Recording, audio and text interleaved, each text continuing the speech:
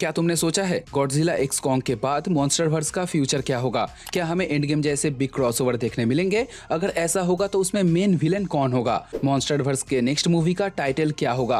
आज इस वीडियो में हम इन्हीं सारे सवालों के साथ कुछ साइड टॉपिक को लेकर बात करेंगे जो मे भी इंपॉर्टेंट हो सकता है। अब पहले आते हैं मॉन्स्टरवर्स के फ्यूचर के ऊपर। गॉडजिला एक्स कॉन्ग के एंडिंग को देखते हुए हम मॉन्स्टरवर्स के फ्यूचर को लेकर एक प्रेडिक्शन लगा सकते हैं। मूवी के एंडिंग में हमें दिखाया गया कि गॉडजिला सीमो के आइस एज को अपने एटॉमिक ब्रेथ से डिफ्यूज कर देता है, जिसके बाद वो अर्थ के सरफेस पे ही रहता है। अब कॉन्ग सुको एंड सीमो को लेकर वापस हॉलो अर्थ में एंटर करता है, जहां स्कार किंग के ए फैमिली का और नेक्स्ट लीडर बनता है, जिसमें सुको उसका राइट हैंड बनेगा। लेकिन ये लोग इस बार सीमो को कैद नहीं करेंगे बल्कि उसे रिलीज कर देंगे। अब ऐसा हो सकता है कि सीमो कॉन्ग के साथ ही रहे एंड उसका वफादार बन जाए, लेकिन ये भी पॉसिबल है कि सीमो इतने बड़े हॉलो अर्थ में कहीं अपना अलग शेल्टर बना ले। ये मॉन्स्टरवर्स का सबसे पुराना एंसेंट स्पीसीज है जो कॉन्ग एंड गॉडजिला से कई ज्यादा पावरफुल है, तो वो अपना अलग टेरिटरी क्लेम कर सकता है। जहां इस मूवी के बाद डायरेक्टर एडम विंगार्ड के अनुसार गॉडजिला एंड कॉन्ग को लेकर एक तीसरी मूवी आने वाली है, जहां ये दोनों टाइटन फिर से एक साथ हमें दिखेंगे,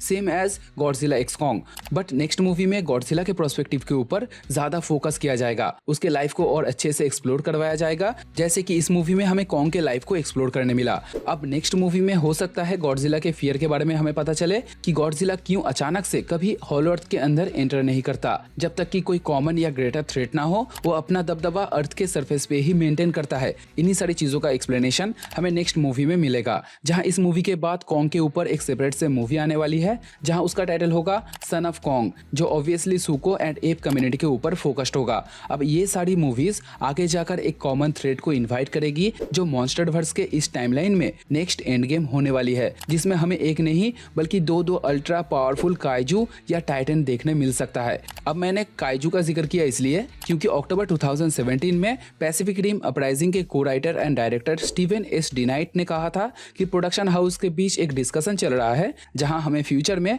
MonsterVerse and Pacific Rim franchise के बीच एक बड़ा क्रॉसओवर देखने मिलेगा, जिसे एग्री करते हुए पैसिफिक रिम के डायरेक्टर गुलेर्मो देल टोरो ने भी अपना इंटरेस्ट जताया था। जो सब कुछ अभी तक तो एक हाइपोथेटिकल पॉसिबिलिटीज थी एंड डिपेंड कर रहा था गॉडजिला एक्स कॉन्ग के प्रॉफिट के ऊपर, जिसको आज के डेट में हम देखकर कह सकते हैं कि भाई प्रोडक्शन हाउस ने भारी मात्राओं में प्रॉफिट बनाया है। सो इन फ्यूचर हमें इन दोनों यूनिवर्स का क्रॉसओवर देखने मिल सकता है, जिससे ये भी कंफर्म हो जाता है कि अपकमिंग मॉन्स्टरवर्स के मूवीज में हमें kaiju as a proper villain के तौर पे देखने मिलेगा।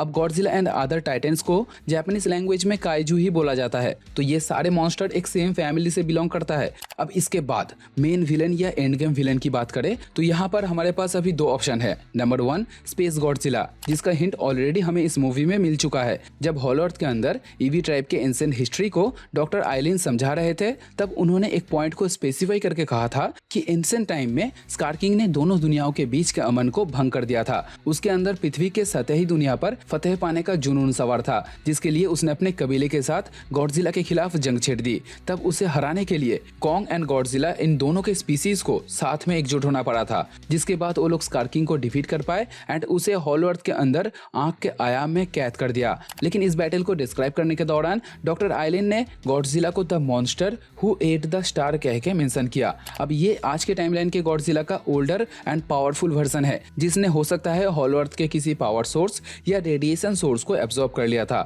जो इन क्रिस्टल फॉर्म से प्रोड्यूस होते थे एंड दिखने में एक ग्लोइंग स्टार्स की तरह थे। अब ईवी ट्राइब को उस सोर्स के बारे में कुछ आइडिया या नॉलेज नहीं था, जिसलिए उन्होंने इसे द स्टार ईटिंग मॉन्स्टर का नाम दिया। अब ये एक थ्योरी हो सकता है, लेकिन 1994 में Godzilla versus space Godzilla movie में उसका ओरिजिन स्टोरी अलग बताया गया था। उस मूवी के अकॉर्डिंग गॉडजिला का सेल्स किसी तरह से स्पेस में चला जाता है, जो आगे जाकर एक ब्लैक होल के ग्रेविटेशन के अंदर आ जाता है एंड जब वो दूसरी तरफ किसी व्हाइट होल से बाहर आता है, तब उन सेल्स में भारी बदलाव होता है। वो रैपिडली इवॉल्व कर रहे थे एंड आखिर में एक एक्सप्लोडिंग स्टार की एनर्जी को एब्जॉर्ब करके अपने क्रिस्टल ऑर्गेनिज्म को तेजी से विकसित कर लेते हैं। इसीलिए ही गॉडजिला के इस वर्जन को एलियन स्पीसीज का ही माना जाता है एंड इसके पास कुछ कॉस्मिक पावर भी हैं, जैसे कि ये कोरोना बीम शूट कर सकता है, जो एटॉमिक ब्रेथ से कई ज्यादा पावरफुल है एंड गॉडजिला को इसने उससे डैमेज भी दिया था। एंड स्पेस गॉडजिला अपने कोरोना बीम के डायरेक्शन को कंट्रोल कर सकता है अपने टेलीकाइनेसिस के पावर के मदद से। उसके पास ग्रेविटी टॉर्नेडो का पावर है, जिससे वो दूर से ही अपने एनिमी को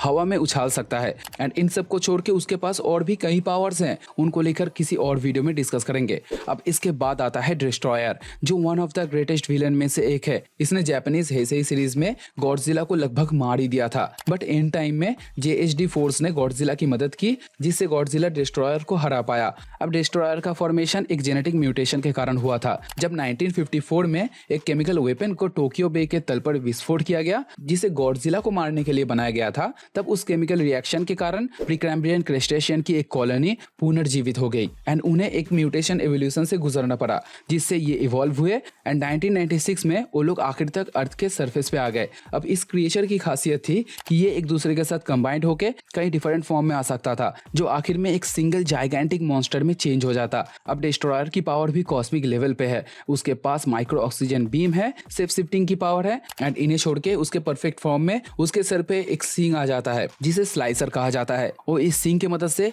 किसी भी चीज को 2 हिस्सों में काट सकता है एंड इसको छोड़ के उसके पास विंग भी है, जिससे वो उड़ भी सकता है एंड इन पावर को छोड़ के और भी कई पावर्स हैं, जिससे डिस्ट्रॉयर एक अनबीटेबल मॉन्स्टर बन जाता है। लेकिन ये सारी चीजें कुछ थ्योरीज एंड पॉसिबिलिटीज हैं, जो मॉन्स्टरवर्स के फ्यूचर को और भी इंटरेस्टिंग बना देती है। इसी के साथ गॉडजिला एक्स कॉन्ग में जो सुपर टाइटन का स्केलेटन देखने मिला था, कई लोग इसे अर्थ गॉडजिला कह रहे थे, लेकिन असलियत यह है कि गॉडजिला के इस वेरिएशन में कोई स्केलेटन ही नहीं है उसके अंदर एंड उसका साइज भी बहुत डिफरेंट है। लेकिन थोड़ा बहुत रिसर्च करने के बाद मुझे पता चला कि ये स्केलेटन वॉइड गिधोरा का हो सकता है, किंग गिधोरा का इंटरडायमेंशन फॉर्म। उसका लेंथ लगभग 20 किलोमीटर बताया जाता है, जो मेरे हिसाब से इस स्केलेटन का डबल साइज होगा। अब ये कहीं हद तक पॉसिबल लगता है, लेकिन इस बारे में तुम्हारा क्या थॉट है ये मुझे कमेंट करके जरूर बताना एंड मॉन्स्टरवर्स के फ्यूचर को लेकर तुम कितना एक्साइटेड हो मुझे कमेंट करना। वीडियो पसंद आए तो लाइक करते हुए जाना। एम करते हैं 10 लाइक का, बस 10 लाइक कर देना। बात करते हैं नेक्स्ट वीडियो में, तब तक टाटा बाय।